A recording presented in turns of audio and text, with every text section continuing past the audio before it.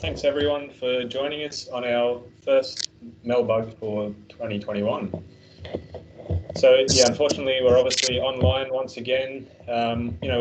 Looking likely we could maybe start to do something a bit more in person at some stage, not too far in the future. But yeah, for now we'll stick to online just to be safe. We'll talk a little bit at the end, but maybe we'll look for some online content as well as maybe some sort of meetup after the next session. But we are pretty happy with this lunchtime slot as well, which I think is pretty convenient.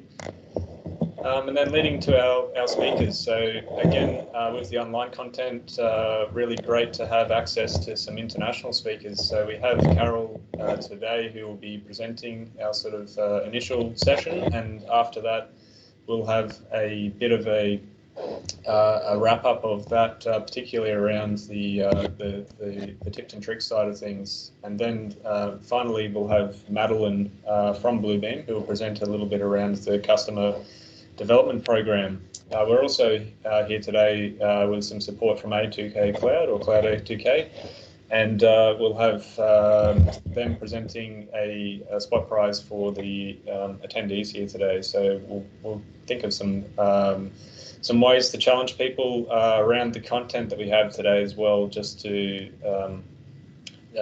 make that a bit more interesting of how we might award those. So yeah, make sure you're paying attention and maybe take some notes from some of the highlights of each session as well. So just some tips around the meeting. Obviously we're online and we are recording the meeting. Just make sure you're muting your microphone unless you've got anything that you are putting forward. Feel free to share anything in the chat. Obviously keep it all safe. I know there was a bit of an issue with the Sydney meeting a few weeks ago, but obviously everyone's logged in. So yeah, obviously keep that all above board. Yeah, feel free to introduce yourself. We want to make these things interactive. We're trying a few things this month, just with some more interactive components with the online. So we'll see how those things go. Bit about the session again, and we'll sort of wrap up with some news at the end. I mentioned all the speakers there. Obviously, the bugs, there's a growing number of them around the globe. Really highly recommend people to check out the online. We'll share some links around in the content, but obviously we've got the Sydney group, some great content that they shared again last month. We do manage to find, with this online era, we do manage to find a lot of different content that we balance between the two groups. So I think their one should be up on YouTube pretty soon, but some really great content in the last month. But what we're trying to do is, make a group of people from a really broad cross section of industries, and that's what's really exciting about this group. I find is that we get different viewpoints from different cross sections, which is really great. It is run by the users, so particularly I'd highlight, as always, put yourself forward to present, and that's what we're trying to do a little bit in this this section is showcase some of the more fundamental things. We've had a lot of really detailed and technical sessions in the past, and we really want to make sure we're covering content for all users, and through that hopefully people build some confidence to maybe put forward something they want to present as well, and that can be as short or long as you need. So definitely get in touch with us if you want to speak at one of the future events. As we said, there's a lot of these bugs around the globe, and the great thing around having to do these remotely is that they are recorded these days as well, so you don't have to get up at all hours to dial into the London one. I know Shanok loves doing that himself. He loves sitting there at midnight looking at great Bluebeam content, but the great thing is it's all on YouTube these days as well, so check out that channel, and check out the other bugs that are going around. And if you know people in other cities, make sure you dog them in as well. Maybe get them along, and maybe they can start one up in their own city, particularly if you work at global organisations. I know I've tried that with our teams as well. So a bit about myself, work here at ACOM and am across our buildings business, and yeah, Bluebeam has been something that we've really leveraged over the years, and yeah, it's great to connect with everyone here. And our other committee members, we've got Lachlan and Shan, who will be helping present a section today as well. And we did say farewell to Sing Sing from our committee previously, from CPB, so she was with us all of last year. So we do have a slot to jump in there, and if you are interested in helping collaborate on this group, definitely get in touch. Sing Sing particularly was from the construction side of things, so would really welcome anyone, particularly from different sectors that might have different contacts within the industry. Would really invite anyone who wants to get involved. There's not a huge amount of effort that we need, and we all chip away at putting these things on. So I would really welcome anyone that's interested in taking part. Ooh, what happened there? It's jumped to your one there, Lockie. Sorry about that. Just a bit out of order. So yeah, introduce Carol. So Carol will be presenting. Yep. Oh, you're doing yours first. From that slide that you just had up there, I just wanted, sorry to interrupt so early. I just wanted to reach out. I've created this little online whiteboard, and I suppose the user group's all about the users and about the people. And I guess this is just, I'm going to put a link into the chat in a moment, but I'll just share my screen for a moment and show you what it is and how it works. And it's just post-it notes on a wall, and you can click onto the post-it notes and add some comments quite simply. But I guess what we'd be looking for is just saying that as the Bluebeam user group is about the users, we really want to hear some feedback from you. And it's not just about so particularly about what you would like to see from us in upcoming events, and what sort of feedback you have on this event, or even if you have something that is that you've worked out in Bluebeam that you would like to share with the group. It's an opportunity here to just jump into this throughout the presentation, but also we'll be open after the presentation and just sort of jot down your thoughts on there. So I'm going to put that link in the chat, and just feel free to jump in there at any time. Ben, I'll just let you take the reins again on the presentation. Yep. Well, might as well hand it straight over to Carol. Actually, she can share the screen. But yeah, we really welcome Carol, and thanks to Shan for making the connection. But yeah, we thought last year, particularly a couple of sessions, we had some really great but very technical sessions, and Carol came really highly recommended as, I guess, one of the mentors that Shan looked up to on his early days, and the way that she presents the content, and really goes through a lot of the top tips that people probably miss when they first start with Bluebeam. So I think that was something that really interested me to get a bit more back to basics with some of it. I'm sure it does get into some more advanced workflows as well. But yeah, really excited to see some of the stuff that Carol has to show. So I'll hand that over to you. Hi, thank you very much. Are you all able to see my screen? Yep, that's good. Okay, well, yep. If you don't want to take notes, you don't have to. I'm more than happy to give you these 3 sheets of paper. Okay, not paper, just a 3-page PDF. I'm a firm believer in learning shortcuts, and I don't know if all 40 or 50 people that are on here have used Bluebeam enough to know what the snapshot tool is. I can certainly show those types of things, but this is how I teach it. All right. So, if you need to make a snapshot of something, you want to just take a snapshot of that, and you're not going to use the snipping tool, you're going to use Bluebeam, you hit the letter G, you don't have to go find anything, and you put your box around it, and then you can right click and paste it.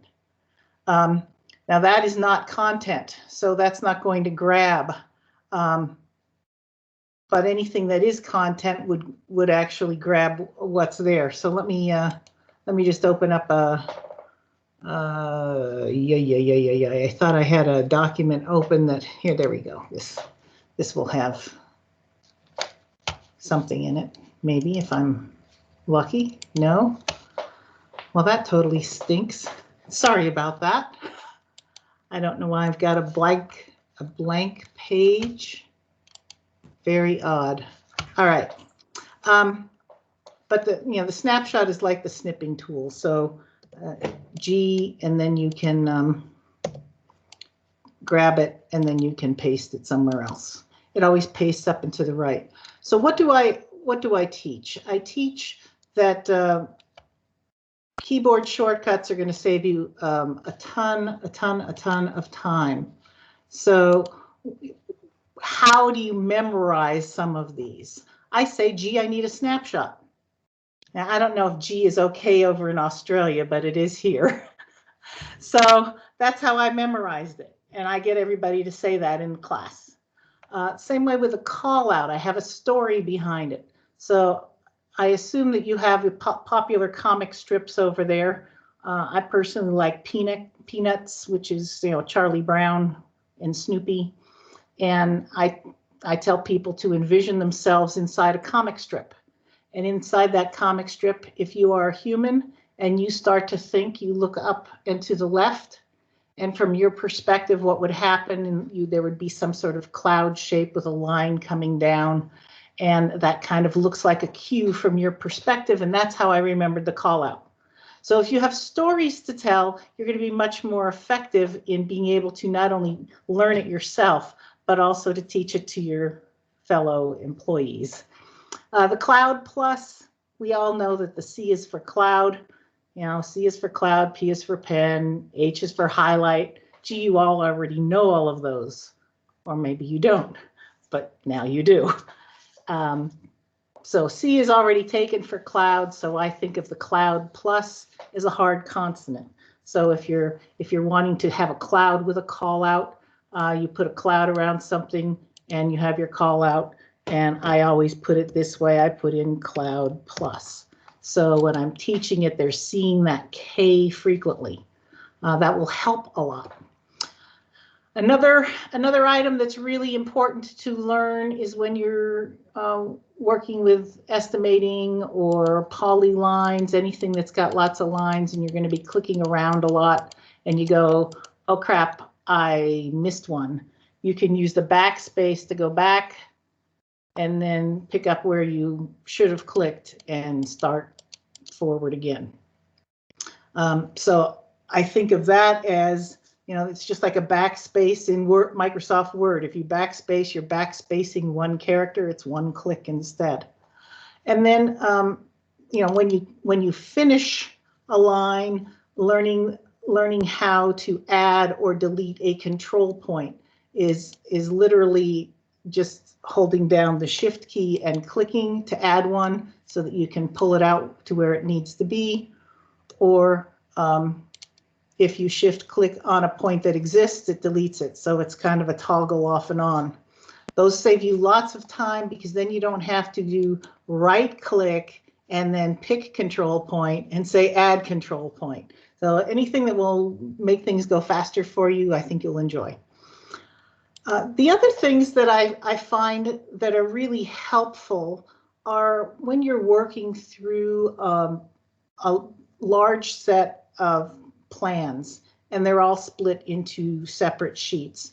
So you may not realize this, but if you have a document open in Explorer and it's page A101, sheet A101, and the next one's 102 and 103 and 104.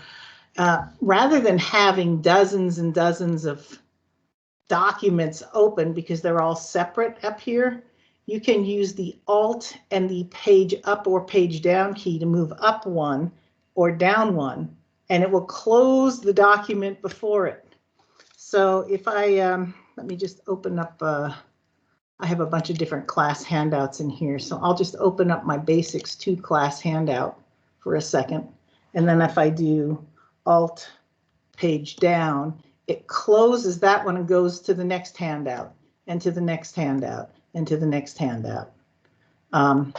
So it's not adding more documents across here. So you could page through all of your plan set very, very quickly. So I recommend memorizing that one. It's just an alternative way to move through a folder structure. One of my favorites, though, is pulling a JPEG from Explorer. So what you can do there is when you're in Explorer, you find the JPEG that you want, and then you drag it down to the R that's down on the taskbar at the bottom, and then bring it up into the workspace. So let me go ahead and do that. Let me go and pull a picture of something. Let's just do this. I want to find something that you won't see where you are. So here, we'll do this one. So I'll drag it over to the R, and then I'm going to let go of it in my workspace. It will convert that JPEG, and it just put it on there. It will convert that JPEG because I dropped it onto a markup. It'll convert it to in if you don't hit a markup tool. If you hit a markup tool on here like this text box, it actually puts it and attaches it inside of there. So let me go ahead and do that one more time the right way. Delete this, get off of my markups, and then go pull that again down to the R, let go in here, and it converts it. So now I can, put a cloud in the sky. All right. So those are really, really fast, easy, quick things. Nothing earth-shattering there.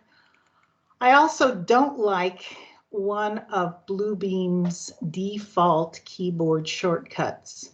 I do not like the way you hold down the shift to add the leader, because if you don't use your mouse, especially when you're trying to teach it, people don't see the arrow, and unless they move the mouse without letting go, the arrow never moves and it's on top of it. So I changed my keyboard shortcuts for the adding a leader to a Y, because I always thought it looked like a Y when I was doing that. Now you could always, right click to do add a leader, but you see mine is now a Y. So if I want a Y off of there, all I have to have is the handles on and hit the Y, and it pulls right off of there. Now obviously this is not so important now that we're in the version 20, because if you move this over to the side or you add another leader, it'll come off of the side that's closest and run around. So not quite as important, but still I like the Y better. But I did add a number of other shortcuts that it's really, I went looking for things that were open. So shift in the one key gets me to calibrate, and disable line weights is an alt in the letter D. I just got tired of working through the menus. But my favorite one is the combine. So now I couldn't believe that the letter B was available with Bluebeam. It just didn't make any sense to me. And combine, the B is the hard consonant in it, so it's easy to remember. So if I wanted to combine every document I had open, I just hit the B, and I could say add all my documents, and off I go. So I don't need to do that, but here we are. And for many people, they are not using it for specifically construction. They're more office personnel and doing scanning and adding headers and footers and those types of things. So I put some things in there for them too, just in case you wanted to share this with people that weren't heavy on the architect, engineer, or construction side. Now, one of my other favorite things has to do with web tabs. And web tabs you can get to off of the window and go up here to web tab or memorize the Control T. I never did memorize the Control T. What I did was I would click on right click on a document or actually the open space up here, and let me close a couple of these. Actually, let me close a bunch of these. I will close them all the shortcut way. Close all the other tabs. And I don't need to save any of those. Okay, so I can right click up here in the black space next to the tab that has the document name in it to get to the web tab. But the web tab defaults to Bluebeam all the time, and nobody ever goes anywhere on it. And they go, well, how does this help me? And you could type in Google up here, but what I did was I added favorites so I can do my Google search really quick. Saves me a ton of time.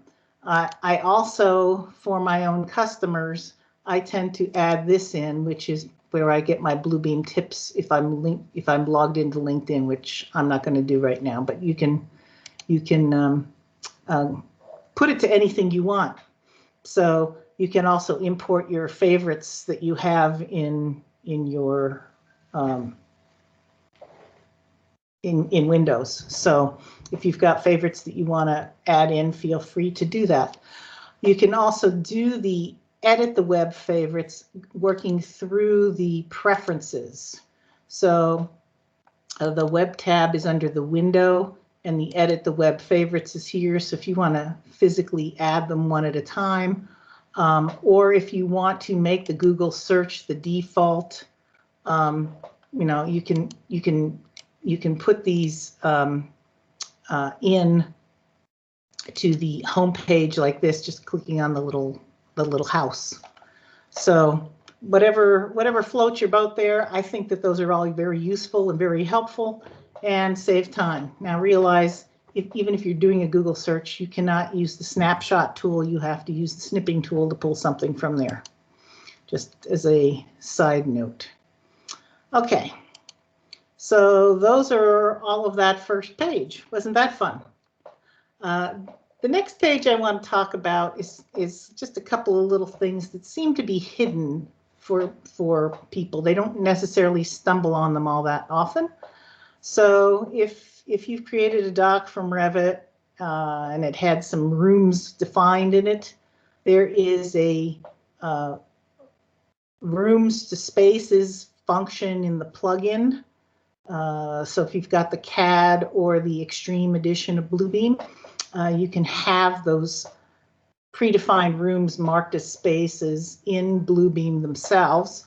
And then if you open your spaces panel and right click or click on the room that you want to look at, which would be the space in this case, there's an option here to create an area measurement without having to click around it. So it can give you the area measurement of the predefined space if you'd like. Now, where I actually end up using this frequently is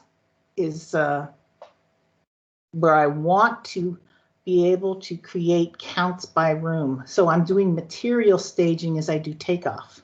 Now there's a couple of things that you need to know about that. If you've got markups, you've got receptacles in a room. So maybe you have 5 or 6 receptacles in this office. They have to be completely inside of the defined space. So if it's partially into the wall, it wasn't placed right on the line so that it would be all inside, it's not going to catch those.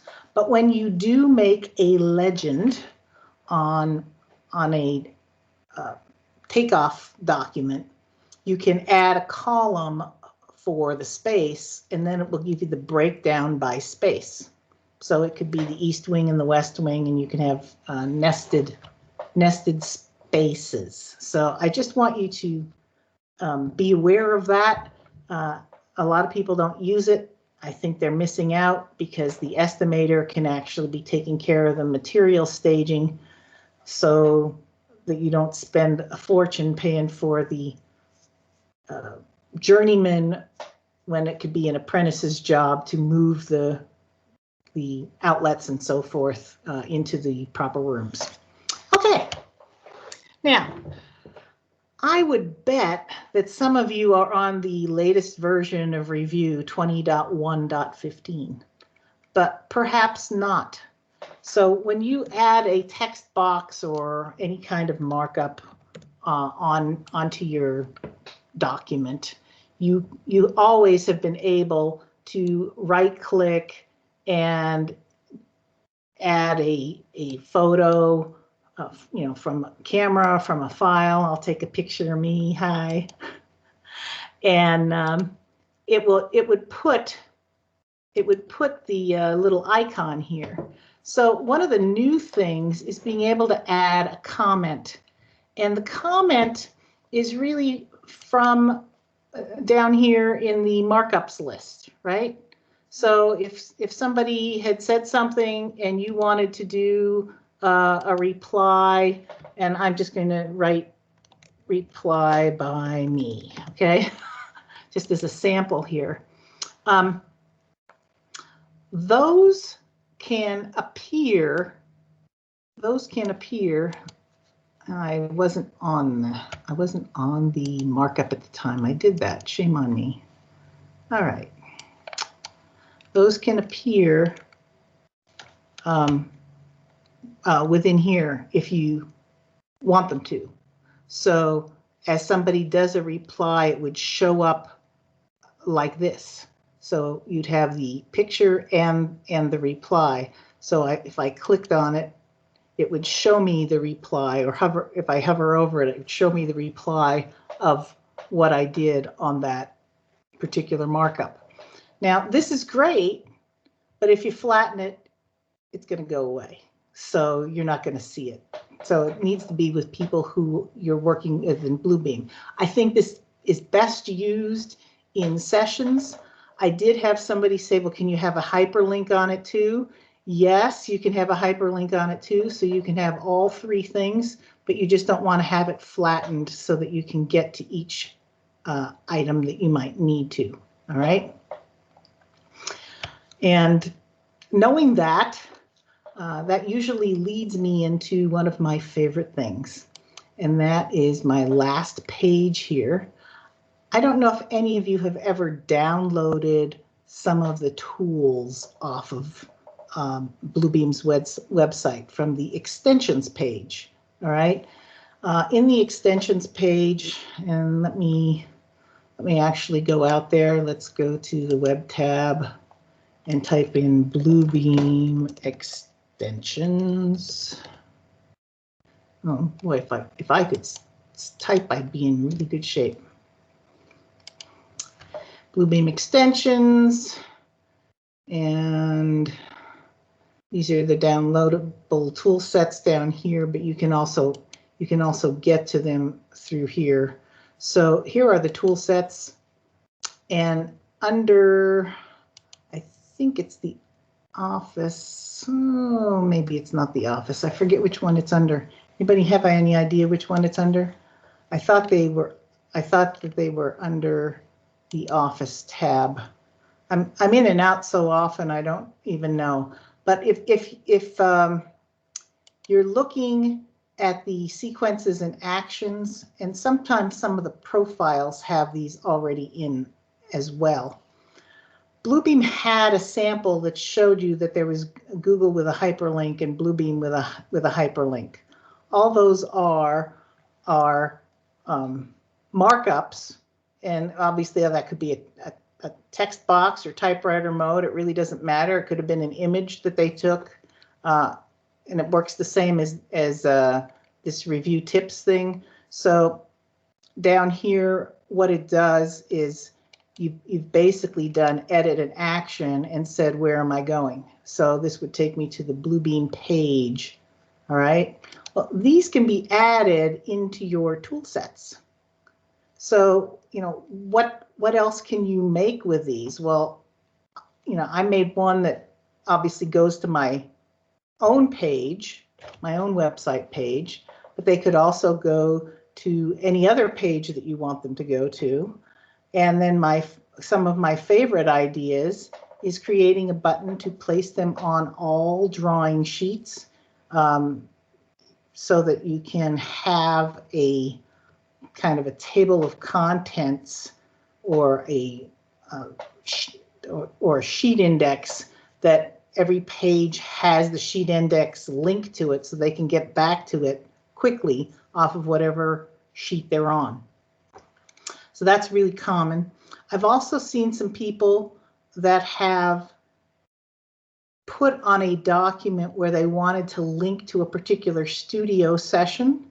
So the URL just becomes something like this. Obviously the 1, 2, 3, 4, 5, 6, 7, 8, 9 is the actual studio ID number, or if it's a project, the project ID.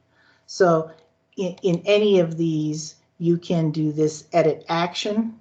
And then once you have that, you can come up here and say, I want to add it to whatever tool set you want to have it in. So there, I just added it to my tools up at the top. And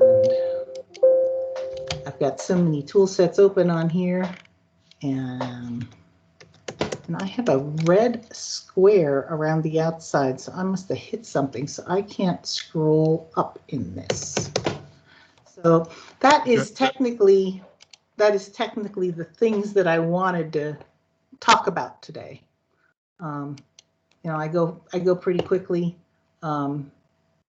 Obviously, if you want to change anything in here, I can teach you how to do any of that, but I know you have people over there to do that. That's why there's a couple of Bluebeam dealers in the Australia on the continent there. So let me open it up to questions. Does anybody have questions on what I just flew through? That was really good. Go on, sir, Lockie. Well, I thought that was really good. I was particularly interested in the alt page up, alt page down stuff, and want to have a play around with that. And I thought the web access stuff was pretty interesting too. There's a question in the chat here from Craig Hodder, which was just asking whether Bluebeam has an extensive set of hatch patterns that you can download from the internet. You can actually import them from Autodesk. I believe I did a blog post on that a while ago. Boy, that's and I mean saying a long while ago. So let's let me go out to my Google search and go out. I also know that the SIDBUG, when we met mid last year, there was one of the talks was Ben from A2K did importing hatch patterns and customizing hatch patterns as well in a Lisp routine to edit those. So there should be on the YouTube somewhere that as well. That's not the one I want. Let me try one other thing here. hagenbusiness.com/blog. A really good place to go.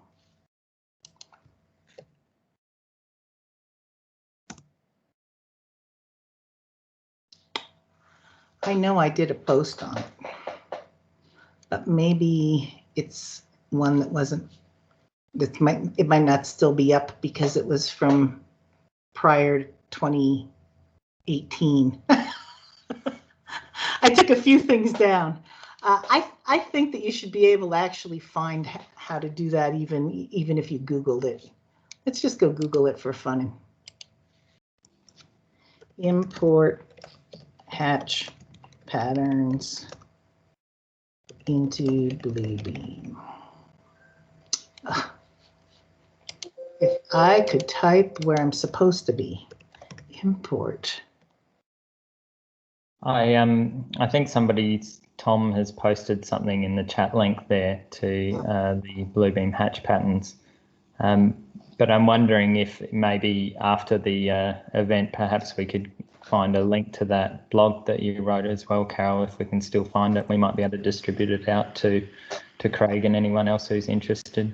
Sure, and I'll send you my document that I was using the three sheets, so that you didn't have to write anything down. I think this one will actually pull it too, but I'm sure I had something somewhere. Because there are a lot of things that you can import. You can even import in line styles. So I don't know if you played much with that. Ones on there about weld detailing and things for people who are doing quite specific kind of steel shop drawing type stuff. There's actually something out there for that. You know how you'll have like the line and then the V under it, and you want to put a number next to it for steel, and you don't want to have to make one that says 12 and one that says that 18 and every single one. They did that with scripting. If you do some Google search for Bluebeam scripting and steel, you'll find a few things out there that are very, very good. So I try to read everything, and I've been through everything that there is in Reddit, because sometimes people ask some really interesting questions there too, and there are a whole host of resources there that you can find as well. It's a good tip in itself, I think. I'm wondering if there's any other questions from the rest of the crowd. Does anyone else have anything they'd like to ask Carol?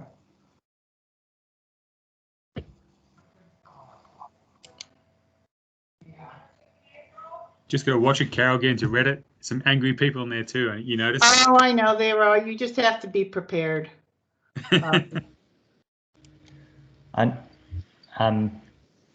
Without anybody else jumping in, I just had one more question, Carol. Sure. When we're using something like a studio session, we've got sort of mixed levels of Bluebeam users, and I find it sometimes almost easier for people to just have the engineer mark up in red and the architect mark up in blue and somebody over the top, rather than providing the the hyperlinks and the additional commentary to it. Would you suggest going one way over the other? Is there a distinct advantage to going towards having providing your comments through the markup table at the bottom of the document?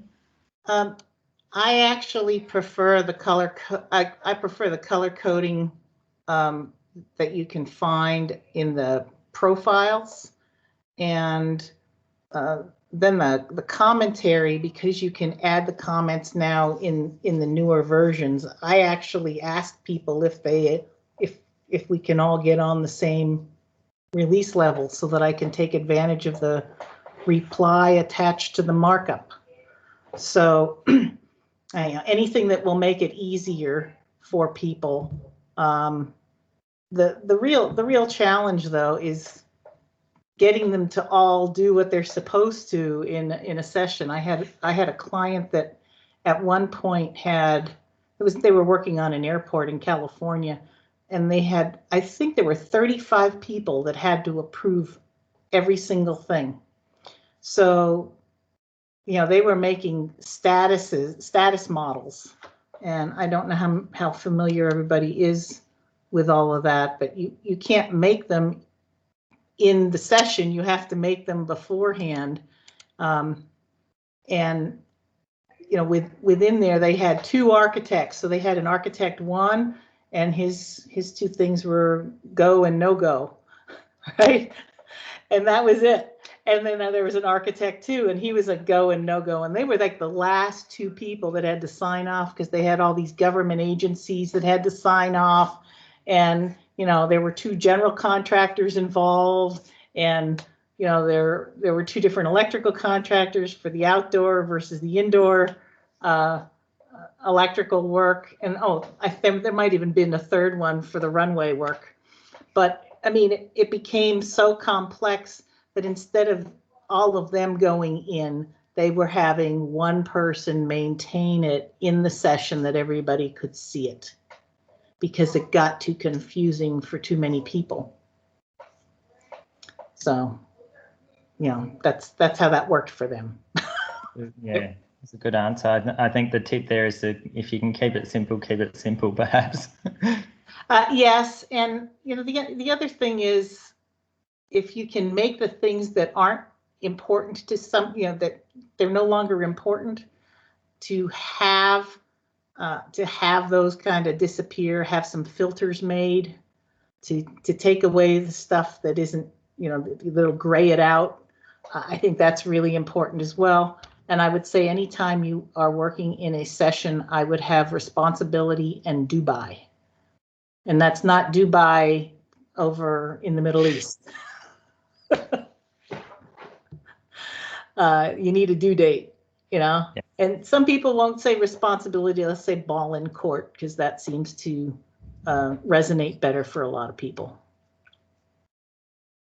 So very much treating it like meeting minutes in a way that you have an action and a date that you expect that action to be completed. Yeah. And it may be due by whose court it's in, and then you may have a final responsibility column even to say that the last person on here has to say okay here.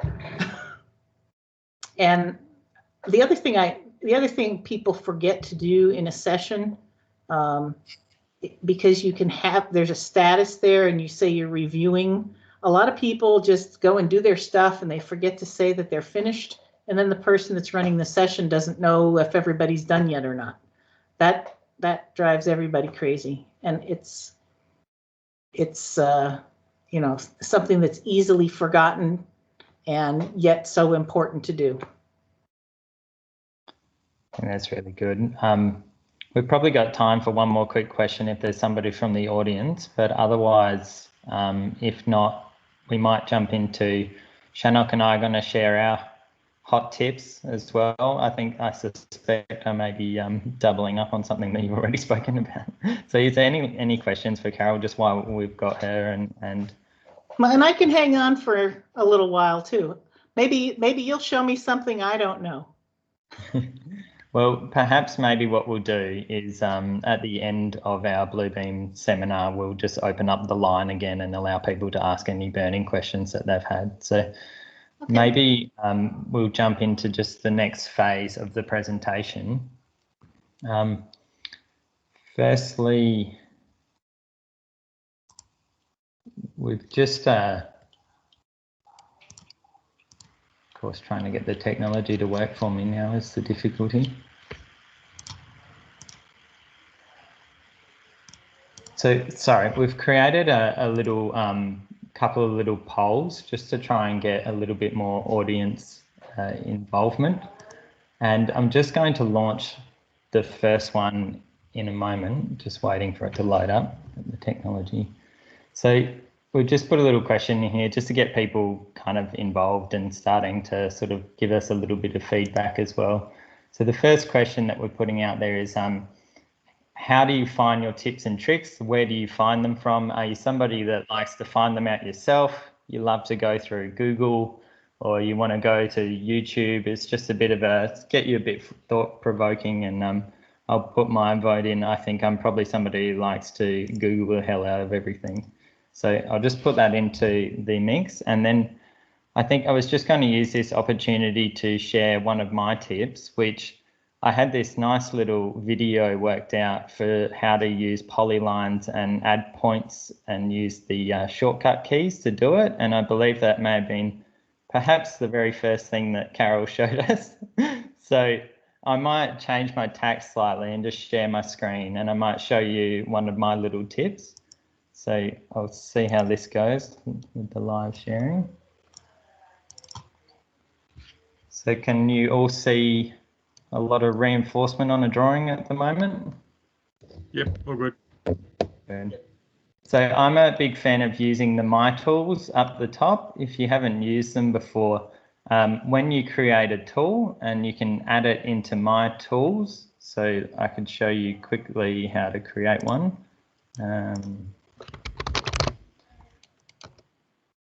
Little text box here, and I've gone right click and say add to tool chest, and I'm going to add it to My Tools. it now comes in here with a little number 10. So any of these ones up in here, the little numbers correspond to shortcut keys. So they're actually the numbers at the top of your keyboard. So my tip is that I've got number 1 set as a dimension tool that I can have to input my scale now. Just so it works. So this allows me to then, when I've got a drawing open, I can just hit 1, measure something very quickly, go around and do a lot of quick measurements. I've got my number 2 set as a delete bar tool because I do a lot of reinforcing drawings. So sometimes might be a little bit hard to see that. You keep a little zigzag line. And my number 3 tool is a call out, just a typical one for saying heck here. So I can actually go around and hit number 3 on my keyboard and put lots and lots of little notes onto the drawings very quickly. So that's my little top tip. It's use your My Tools. I'll just check in on how our poll is going. Well, it's pretty convincing, actually. Thank you all for replying to that poll. We've got I Google the hell out of everything to be pretty much a very clear winner. It's interesting. There's a few people who prefer the YouTube and a few people who like to sort of play around with it. But it's quite interesting to see how much people are going for that Googling option. So I do have a second poll that I might quickly launch as well.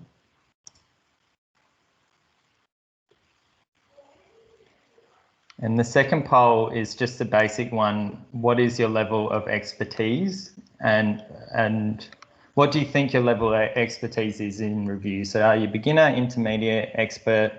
It'd just be interesting to see, especially as a user group, to sort of see how you kind of rate yourself as it. So we can also sort of target stuff at the beginning people as well as the people who are really advanced users and make sure we're getting that mix. I might now let Shanok take over and share his tips. Yep. And perhaps we might need to get the presentation back up on the screen, Ben. Yep. So I picked up a tip the other day from Carol. I made some forms inside Bluebeam, and I thought I was really clever and everything. And then my shortcut keys wouldn't work. So I ended up Googling up and Carol's tips for turning shortcut keys on in forms, which I'm not really sure why you can't. But anyway, thanks for that, Carol. It saved me a bit of frustration for 10 minutes thinking, what have I done? Happy to help. Can I share my screen for a sec? Yeah, go for it. All right. Where's my... So my tip with the shortcut keys is go into shortcut keys and customize them further as Carol done. Edit those. Look at anything you find annoying. So I agree with the leader to a text box. So I changed mine personally to A. So I had to delete the arrow from being A, and that had nothing because I don't want to use arrows. So just honestly customize and be quicker and quicker. This tool, this tip is really about people making their tool chest from scratch. This is something I built for a client some time ago, a small volume builder, and basically had an idea of how they wanted to build up a project. And I said, well, why don't we look at different staging from your site cut all the way through into, say, internal finishes and landscaping. Basically, what ended up being is that's each of different tool chests. So for whatever reason, your system crashes, we've got this PDF. So I can quickly go into all of these. There you go, shortcut key for selection, V. Select all those and add them to a tool chest. Now, also the thing is, if you want to go and select all these and then add them to a layer, you can start to create different layers. So, or you might do, say, text, and you might do a markup angry text that's red, black text because you need to fix up a drawing, or maybe a blue text for comments. It's really simple just to copy these across, and then you can do a change color or in your properties and just quickly make those edits for yourself. But I basically call this like the matrix setup. So I definitely recommend for new people using it, or maybe even better, been using Bluebeam for a year or so, put all your best stuff together, organize it, make sense of it, put it a QA process, and it might be 5, 10, 15 pages if that's what you really need to do. But this is how you use Bluebeam in your tool chest, so it's easy enough to set up. And then lastly, once you put it all together, you can share it around by just having your like a profile built in, or maybe particular line styles or hatch patterns. And even here, I've done like setups to do their own templates, so they can do their own sketch pads or title blocks and so forth. But everything sits here, all nice and simple. That was it. I like that. It's really good. I just wanted to say, yeah, thanks. So we got a pretty convincing kind of intermediate level response from the Bluebeam, but it's also interesting to see that we are getting people dialed in who feel like they're at that beginner level, as well as people who are actually like very competent users. So I will just launch one last little poll, and this one is a bit of a fun one, just about, have you ever had that light bulb moment where you've come up with some great workflow? And I think this is one maybe to think about, as like, particularly if you're answering yes, if your answer to this is all the time my synapses light up like a Christmas tree, as Shannon sort of fun responses here, then I'm expecting a phone call from you so you can come and speak at the next Bluebeam event, so that, because you're obviously somebody who's a very avid user. But we do just have a little sort of short section of time at the moment while we're answering that poll as well. For anybody, if they just have like a tip or something that sort of sparked their interest out of what Shannon and I or Carol's just been talking about, if you want to jump in now and add anything. So I'll just leave it for 30 seconds or so. And if you want to jump in, go for it. And otherwise, we'll wrap it up and talk about the results of the last poll.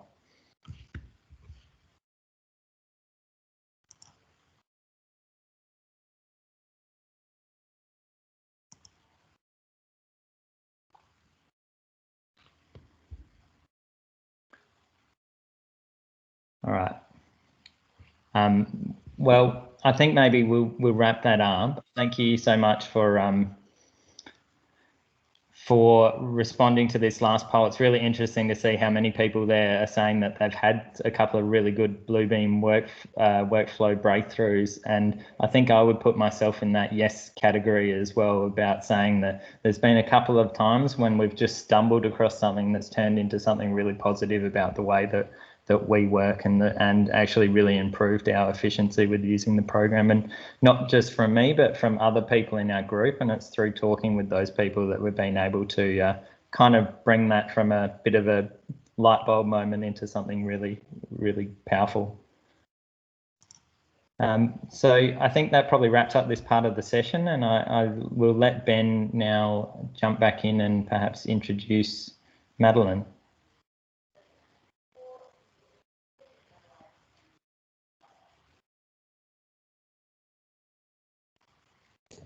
Still muted. Thanks, Lachlan. That was really good feedback, and I think that that mix of engagement was perfect. And it's a really good segue now, because we've got Madeline, who's going to present on something that's, I guess, taking that to the next level. And this group is really, I guess, a good mix of those people, because obviously if you're innovating in your office, you're probably finding limitations in the product, or areas that you want to do something a bit different, and that's really where Madeline comes in with the program that she's running. And really happy to have her here today to share a bit about how you can get more involved with Bluebeam. Awesome. Yeah, thank you so much for having me. I'm going to go ahead and grab the screen share. Yep. All right. See if I can do this. Something funky is happening. Yeah, we got that now.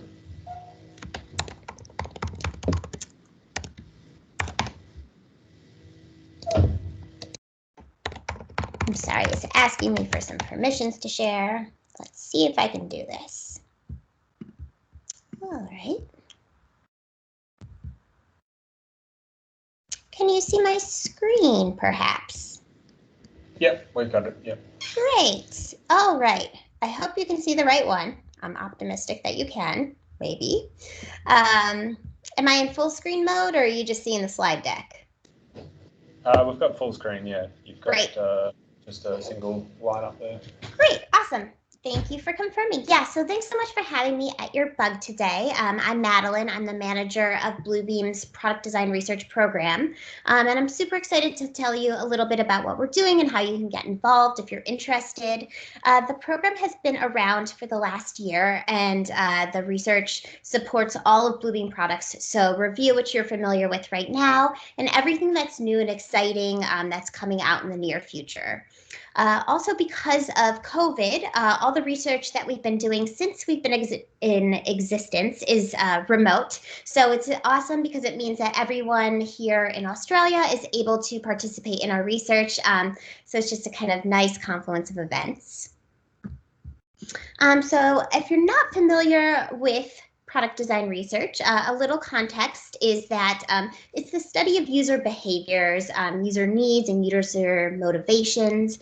Our main goal is to really kind of identify opportunities and inform design and decision-making process of our products from the perspective of the user. So we're kind of that connection between the user and our product teams. We are involved throughout the design process, from early stage identification of product opportunities, workflows that are missing, buttons that don't exist, to concept design and validating that. We do a lot of usability testing and validate our designs before the engineers are taking them and building out the different products in the software that you're using today. Go ahead and go to the next screen. So what are some of the methods that we're doing for this product design research? We are doing interviews. So this is something that's regularly happening. We meet with our customers and involve them with kind of these planned questions and surveys and scripts that we have. And we ask kind of all these different why questions. So, why do you need to make this type of markup? Why are you needing to collaborate in this way? Why are you hoping to move a window over here versus over here? So we're really kind of getting into that nitty-gritty. Interviews can be super specific. So sometimes we're asking about a very specific workflow that you're working on, or talking to estimators about a specific type of measurement they're making, or sometimes it's very kind of broad and general, just trying to understand kind of the AEC field that you guys exist in.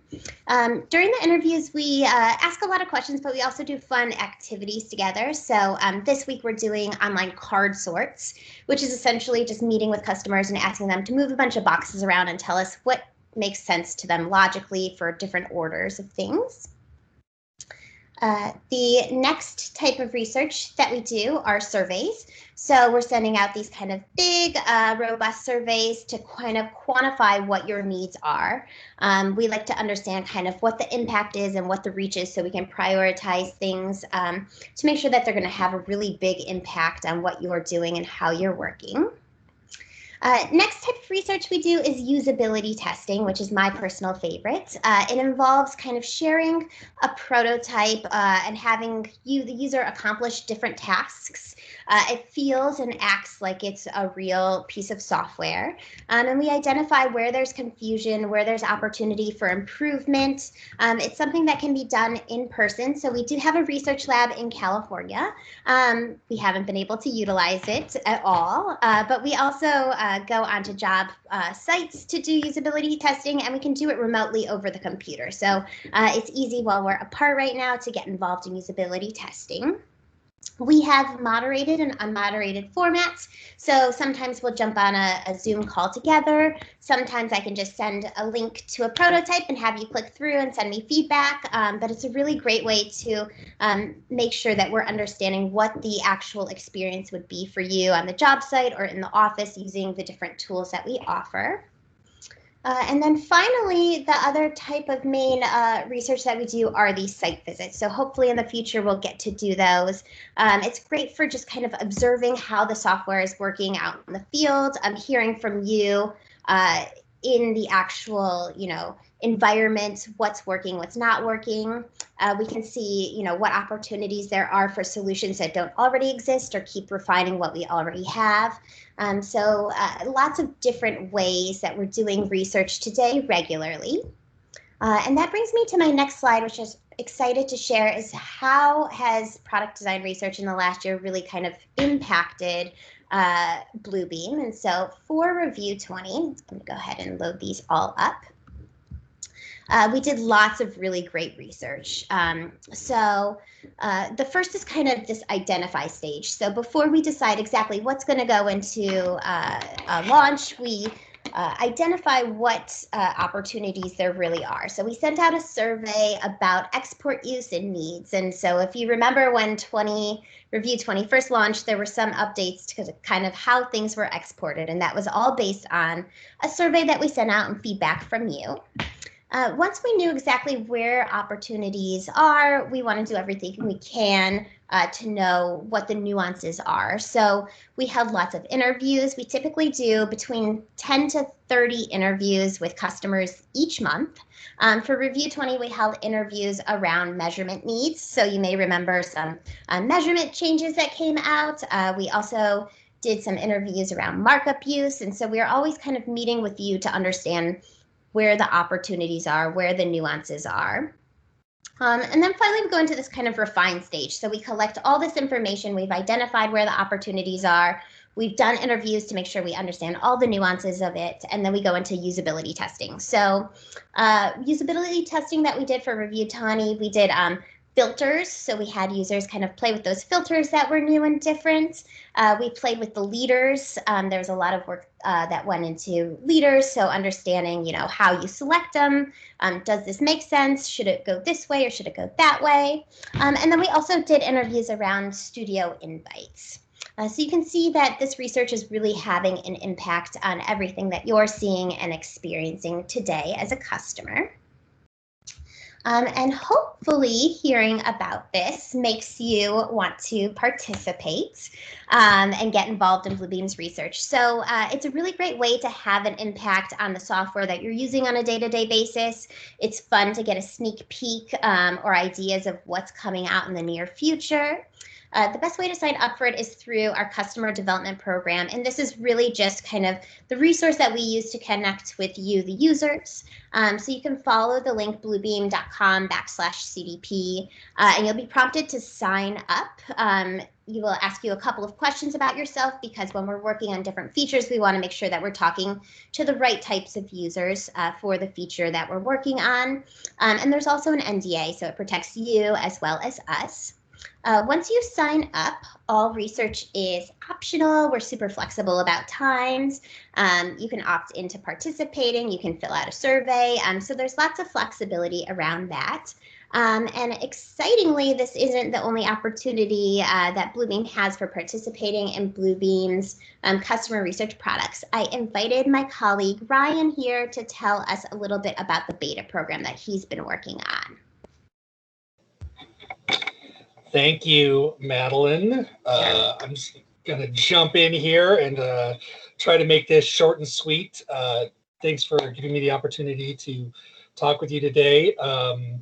As Madeline said, I also work at Bluebeam. I'm the Customer Validation Program Manager, and the work that I do is similar to Madeline's. I am a customer research specialist. The main difference between what her team does and what I do is that the beta program testing is mostly centered around products that are basically finished or that are ready to come to market.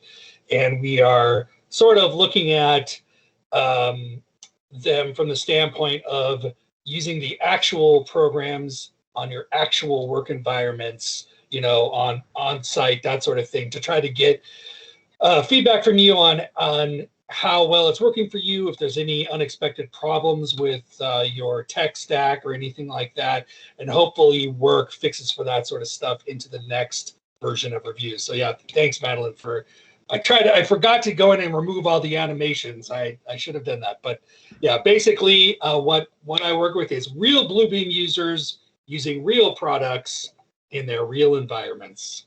So if you want to skip to the next page, there, Madeline, and then I guess just forward through until all that stuff comes on screen. That looks great.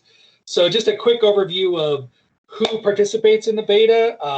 Obviously, this is a little North American centric here, but I also included information about our international testers. And as it happens, Australia is definitely one of our largest segments of international beta test participants.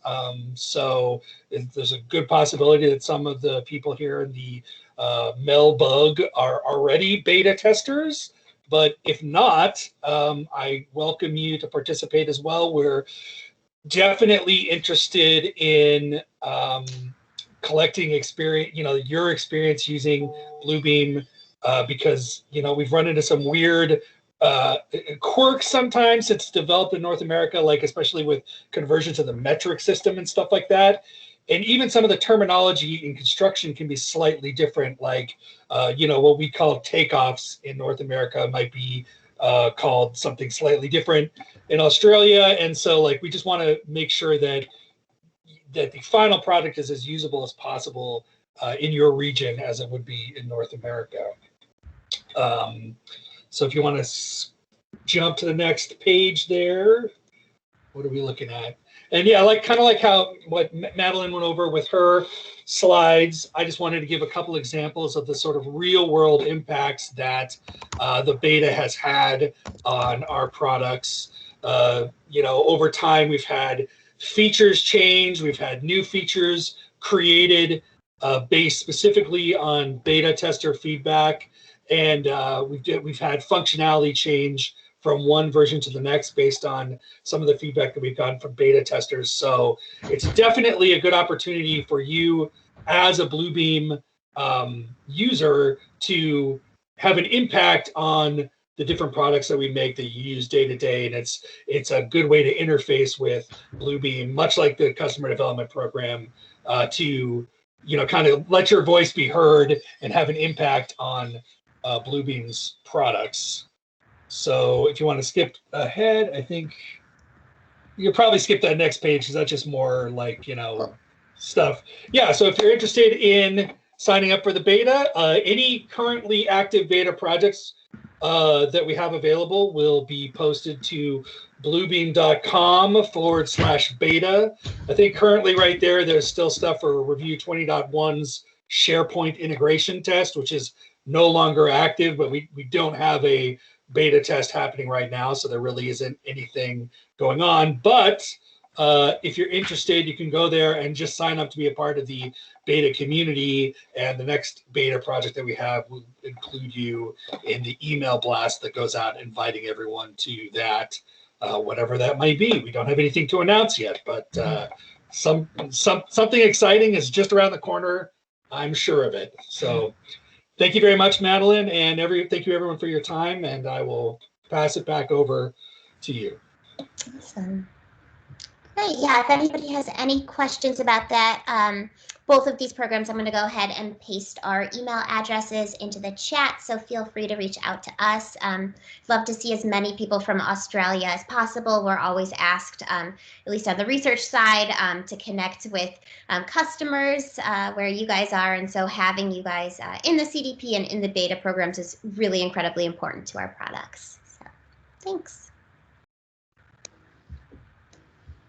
Great, fantastic. Thanks a lot for that, Madeline. Really, really good to see. And I would really encourage people, particularly those in bigger organizations or those that rely on Bluebeam. It does provide that opportunity to see what's coming and obviously influence it. And myself, having seen some of that, it's really important, I think, to give that feedback. Don't just sit there and do what we normally do and make these workarounds. Bluebeam's really passionate about working with the clients to better the solution, so really encourage getting involved with that. It's Awesome. Something worthwhile. So I'll just quickly share my screen, but we're going to jump to Jade, and who's going to give a bit of an overview around Cloud-OTK and also obviously draw our prizes for the day. So we've used quite a bit of time, but I'll hand it over to you, Jade. Excellent. Thank you, Ben. Just to give everyone a bit of a run over of who I am. So my name's Jade. I'm an internal sales rep for Cloud A2K. We are the only platinum reseller for Bluebeam in Australia and NZ now. So we're excited to be participating in MelBUG and supporting other user groups around Australia. We have some prizes going today for some of the attendees. So we have 2 Cloud A2K Bluebeam prize packs. It comes with a backpack, water bottle, pen, lens cloth, wireless AirPods as well, and that cooler bag, which you can see in the photo, that doubles as a seat. Each of these prizes also come with our Blueburst training, which is an online training session. It's set on 9 different topics, so you get to pick a topic you'd rather sit in and learn more on, led by a member of our expert technical team. So we have a number of technical staff that are all from different industries, so plenty to learn. Not sure how we're doing the draw, Ben. I haven't been told that much, but I believe we're going to come up with a thing. I'm going to drop a question in the chat, so get your chat typing fingers ready. The first one to give the right answer will draw the first prize, and then the second one, I've got a random selector set up based on the attendees, but I'm going to put the question there now, and we'll see if this works.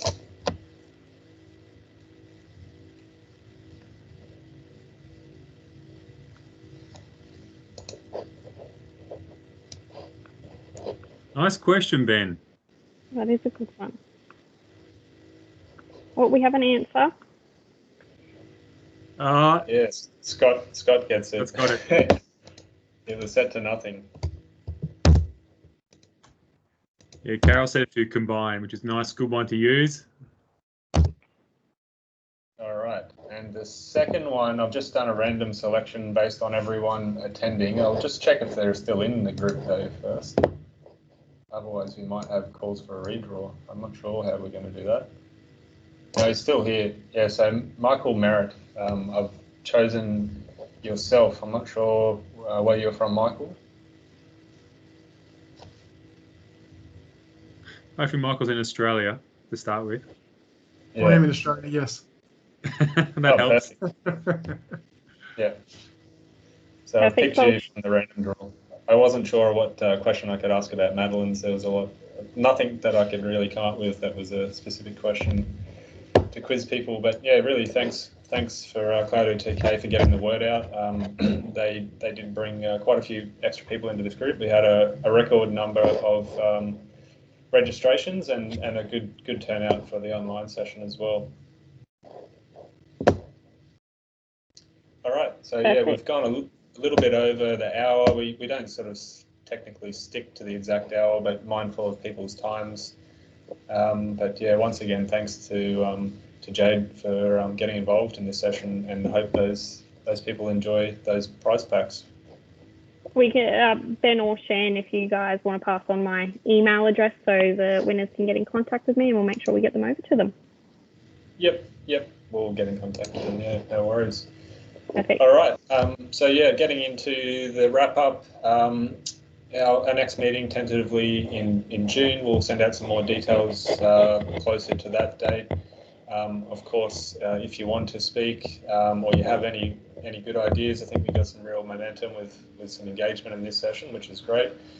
Definitely get in touch with us, either directly. We've got the group email address there, or through the LinkedIn group, which we're running as well. That's the way to keep up to date with everything that's happening. So that's the email address there. If you want to jot that down quickly, we'll share the content through a sessions link after this, and we'll have the slide deck in there as well. So we'll mail that out to everyone as long as you signed up with an email address that we can get in contact with, and the link there for the LinkedIn group as well.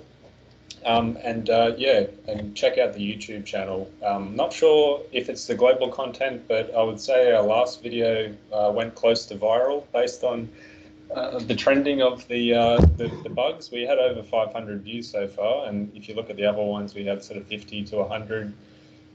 So yeah, not sure what happened in the algorithm. Maybe Troy shared it on his LinkedIn or something, I don't know, but yeah, 500 views is quite good. So quite happy with that. There was some good content in there. I'm not sure. I think, yeah, Russell did share his Sydney one. Really recommend checking that out. Lots of content in there. You really got a lot of good stuff in that one. I think it's up on YouTube now as well. So if you didn't get to the Sydney one, check that one out. But yeah, and also check out all the other communities around the globe as well. Thanks to everyone for attending. I think a really great session. I think some of those new engagements worked really well, and thanks to all the presenters today, particularly Carol. It's not easy time zones, but I think everyone really appreciated that content, and Madeline and her team as well. Really appreciate them speaking. So thanks everyone for attending, and look forward to seeing you next time. Cheers, guys. Thanks everybody. So long.